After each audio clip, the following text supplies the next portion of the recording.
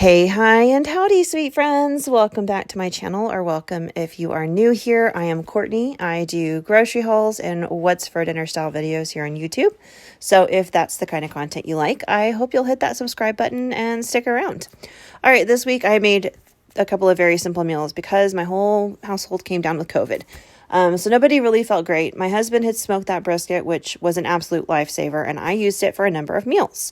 I also had some helpers in the kitchen. So for the first meal, we are making some knockoff Arby's beef and cheddars using the leftover brisket.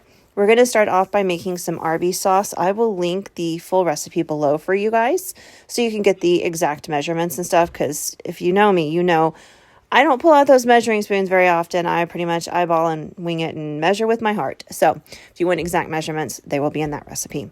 We started off with some ketchup, just regular old ketchup, and to that we added a little bit of apple cider vinegar and then a little bit of Tabasco for just a little bit of spice in there. Nothing, extreme. You can make it spicier if you want to, though. The recipe calls for brown sugar. I had this natural cane sugar, and so we went ahead and added that in. And then the recipe also calls for garlic powder and onion powder. Now, when it comes to the sugar, just so you know, in the past, I've used brown sugar, I've used white sugar, I'm using this cane sugar, and I've used honey. Any of those sweeteners work just fine. We gave this a little stir and added in some water as the recipe called for. And then I added a little bit extra ketchup because I felt like we were a little bit short on it. And we just kind of combined everything together. Then make sure and give it a nice taste to make sure you like how it tastes. Maybe you want it spicier or sweeter. Who knows? Anyway, we got some slider buns. I was originally going to make some sliders and that just didn't happen because, again, COVID. And so we just decided to use these buns to make sandwiches this week. And so I used those, and then my little helper in the kitchen, Jensen, went ahead and spread some of that knockoff Arby's sauce all over everything. And then we took a little bit of sliced cheddar cheese. You could use cheese sauce if you want to, or any other kind of cheese, totally up to you. We just chose cheddar because it's an Arby's beef and cheddar, and went ahead and popped that right on there. I just used half a slice per slider because they are sliders, they're small. And then we just piled some brisket on top. I had sliced up the brisket when my husband made it. It really was just like fall apart tender. We did this on our smoker, but if you wanted to do this at home, I like to use Claude's brisket marinade. And then I just crank my oven down pretty low, 200 to 250, and I'll cook the brisket overnight. And it is typically fall apart tender the next day, as long as you cook it covered. It doesn't dry out or anything. Really, really good. We did the same thing just on the smoker. Works out beautifully every time.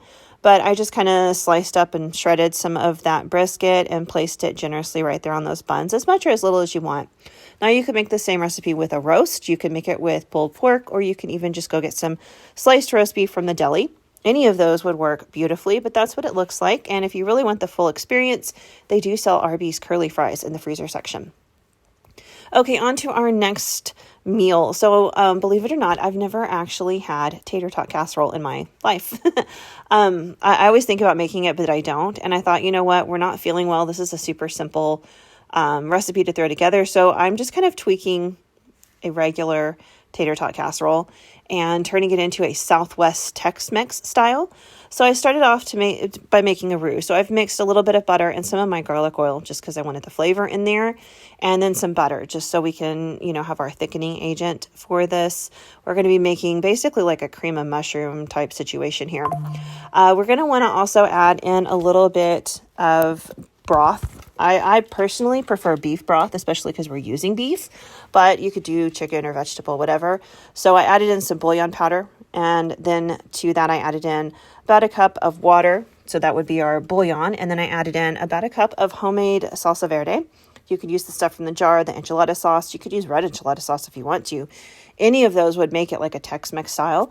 You could even use like a paste picante sauce. I was just kind of looking for some sort of Tex-Mex flavored cream sauce to be the base of our casserole here. Next, I wanted to add in some corn because whenever I think of like Southwest and stuff, I always think of like black beans and corn. I didn't put black beans in here, but I did want the corn, especially that little bite and the crispness, the sweetness of it. I thought it was going to be a really nice pairing with this, and it was. Gave that a stir. We did about 1 can of drained corn. You could add in mixed vegetables if you want to. It's totally up to you, or you don't have to put any veggies in there at all.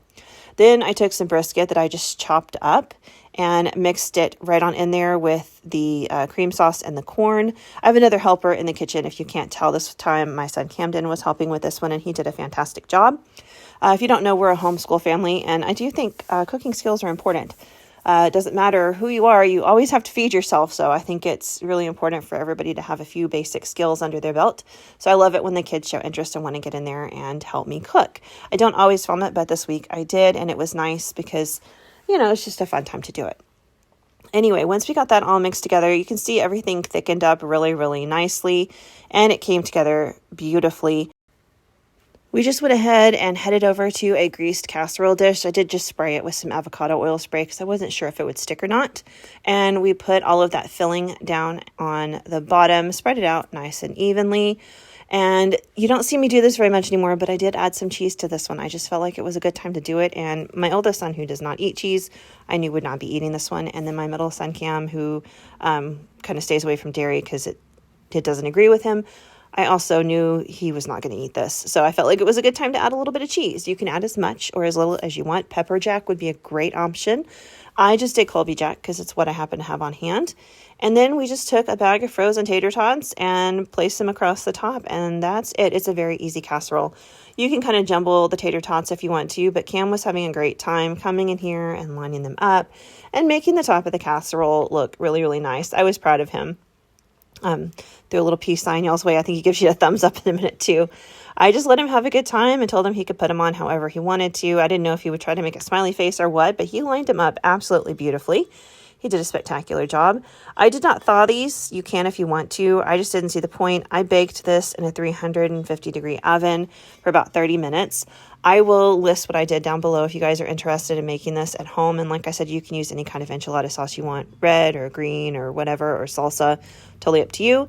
And that's what it looks like when it comes out of the oven. It held together beautifully and the flavors were fantastic.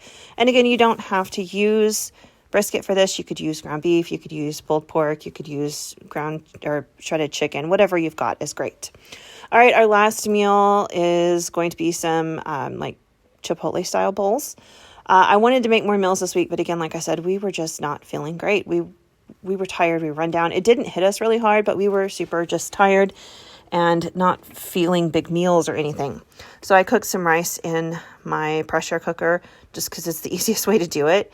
And I immediately stirred in about 1.5 tablespoons of butter and about 1 tablespoon of my garlic oil just for a nice flavor combination.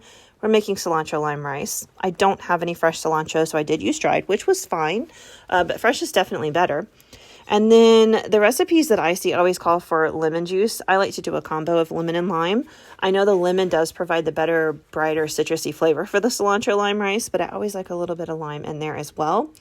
And then just a little bit of salt and pepper, and it's so easy to make this rice. So simple, but it has a really nice bright flavor to it. And I always add in like extra citrus to it just because I like it so much. But once you've seasoned it, just give everything a stir and let it sit for a couple of minutes, even if you're using fresh cilantro, just so like it can kind of release its essential oils and flavor and everything into the rice. It'll make it taste fantastic. But totally easy side dish, and my husband always loves it when I serve cilantro lime rice with pretty much anything. So this is one of those rices I don't mind throwing together because it tastes great and it's super, super simple. Anyway, like I said, we're just using this for some Chipotle bowls, nothing fancy. You can do these a number of different ways. You can put whatever you want on there.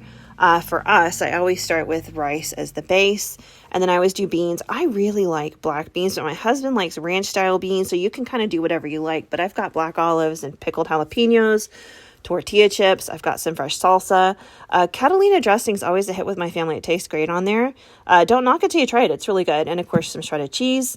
But you could put like lettuce and tomato on there, whatever you like. And that's what it looks like when I served it. It was really good. Super simple, very filling, and very easy to throw together, as were all of the meals this week, because like I said, we weren't feeling great. So if you're looking for some quick and easy meals, I've got you covered this week. I'm going to try to put together a couple of recipes for next week's video. It is Christmas, so I'm not going to be doing a ton of cooking. It'll probably be another super short video, but there'll be something out on Saturday. Anyway, Merry Christmas to all you guys. I'll be back Tuesday with a grocery haul, but if I don't see you then, happy holidays. Love you guys. Bye.